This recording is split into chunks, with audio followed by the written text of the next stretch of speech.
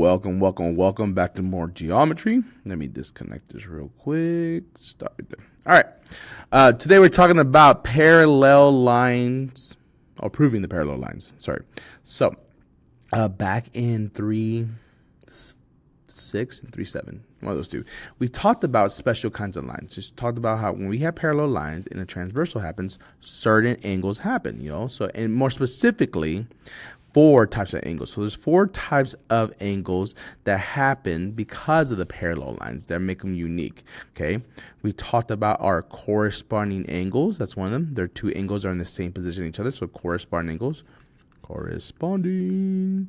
I'm used to abbreviating, so writing it all out. I'm like, oh, corresponding angles. We talked about, change colors real quick, alternate interior angles. So the green ones right here, alternate interior angles. Interior angles. We talked about alternate exterior angles, so outside angles. Same idea as these, but they're outside angles. And they're not just in this position. The red in this corner, these 2 corners, also alternate exterior to each other. Alternate exterior. And then we also talked about, let's go orange, consecutive interiors. So we'll go this angle right here and this angle right here. They're consecutive interiors. So those are the unique ones, consecutive interior angles. So these 4 types of angles have special meanings because of the parallel lines. Now we know it's parallel because we have that. So these 4 right here are also the reason why we can prove the lines to be parallel themselves as well. So let's take a minute and look at this. All right.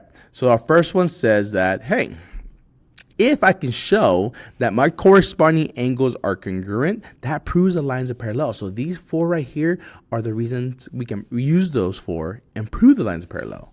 So remember, with corresponding angles, if I can show they're congruent, that proves the lines are parallel.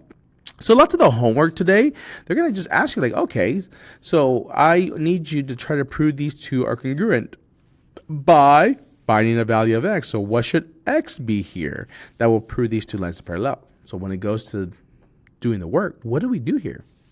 Well, the goal is there to be congruent means to be equal. So we set the 2 equations up equal to each other. So we say 11x minus 25 equals 7x plus 35.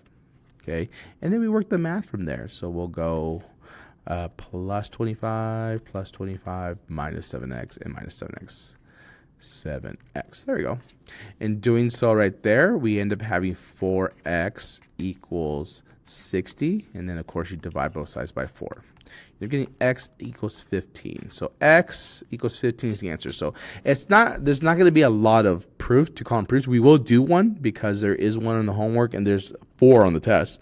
But lots of this work is like, hey, what's the actual algebraic solution to this that will prove this? Well, in this case, if we can find x to equal 15, since we found x to equal 15, and we plug it back in, that'll show that the 2 angles are congruent. They have the same value. Same is true for alternate exterior angles. If I can show that the outside angles are congruent to each other, then that proves that the lines are parallel to each other. So problem like this, so make sure you pause, take a second. If you want to read this, write this down, whatever, you really don't need it. You got to just know it. So write down that, hey, alternate exterior angles should be congruent to prove the lines are parallel. All right, but the actual math will be something like, hey, prove that these 2 lines are parallel to each other. Well, to do so is, what do we say? To prove that, we assume it. We assume they are equal. So we go ahead and assume they are equal. So I know we always say assumptions are bad, but in this case, that's what helps us solve the problem. And we do the same work here. We solve for x. We'll add 23, subtract 2x, subtract 2x. So that goes away, leaving me 2x equals 30, 40. And divide by 2, the value of our x is 20. Easy peasy. On the test will be the same way. You'll be just asked to find the value of x to prove that. Okay. With consecutive interiors, they have to equal 180. So those 2 equal 180. So whatever the information they give you, whether it's a whole equation or individual numbers with the equation, you just add them up to equal 180. And then alternate interior angles. Same idea here. If I can prove that these have the same value, then we're good. So we assume that 2 and 3 are congruent in their individual equations. We also then will set them equal to each other. 7x minus 21 equals 5x plus 7. And then we just work the math from there. So you will subtract 5x, add 21, add 21. That goes away, leaving me 2x equals 28, or x equals 14. 14. I almost put just 4, but it's 14. All right, x equals 14. All right, so that's the majority of this. That's the math side of this whole thing. One more, if you can show that these two particular angles in corresponding positions are 90 degrees, that will also prove the lines are parallel.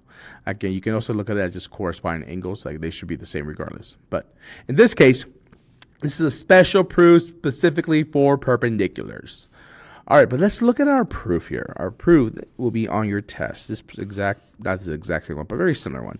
Now, on the proof, there is 4 ways to prove this thing to be true. If we can show corresponding angles are congruent, alternate interiors are congruent, alternate exteriors are congruent, or if we can show consecutive interior angles. Now, this one is called the consecutive interior angle converse theorem. So we got to prove the theorem before we can use the theorems, but that's why we can't go automatically say, oh, they have to be parallel, because look, they're already telling us that 1 and 2 are supplementary.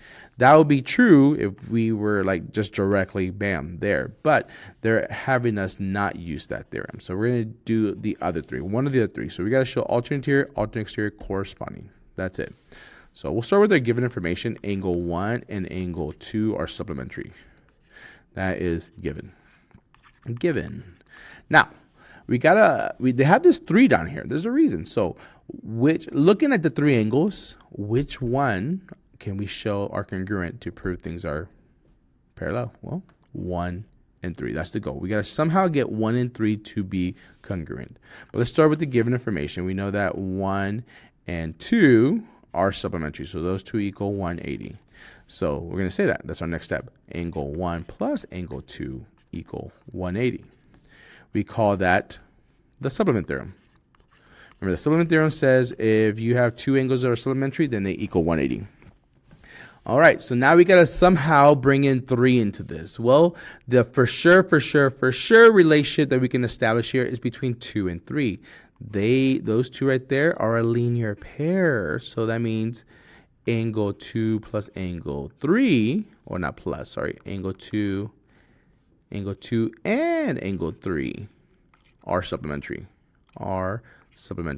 Because they're a linear pair. So just that by definition of linear pair, we can assume that those 2 right there equal. They are supplementary to each other because they're on the same line and they're adjacent angles. So then the next step is to establish that they also equal 180. So 4, before. Angle 2 plus angle 3 equals 180. So angle 2 plus angle 3 equals 180. That is same as the one above, the supplement theorem. The supplement theorem says anything that is a linear pair or supplementary also equals 180. All right, so let's look at 2, 3, and I kind of color-coded this for a reason.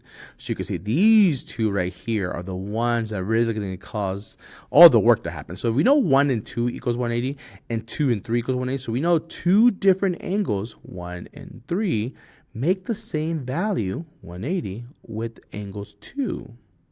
So there's a whole theorem that we spoke about that I told you, make sure you highlight this, make sure you write this down, make sure you remember this, earmark it, make a note, whatever, tab it in your notes, so because you're going to use it. And here's where it's going to be used. Since 1 and 2 equals 180 and 2 and 3 equals 180, then we can say angle 1 is congruent to angle 3. And what is the class? What is it? It's called the congruent complement theorem. No, supplement theorem.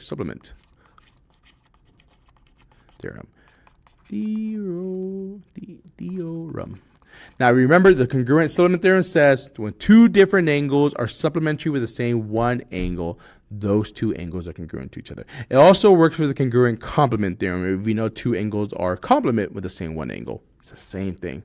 So now we showed that 1 and 3 are congruent to each other. Now, again, in relation to parallel lines, what's 1 and 3's relationship? Their corresponding angles. So now we can say, all right, we showed, so A has to be parallel to B because we showed that the corresponding angles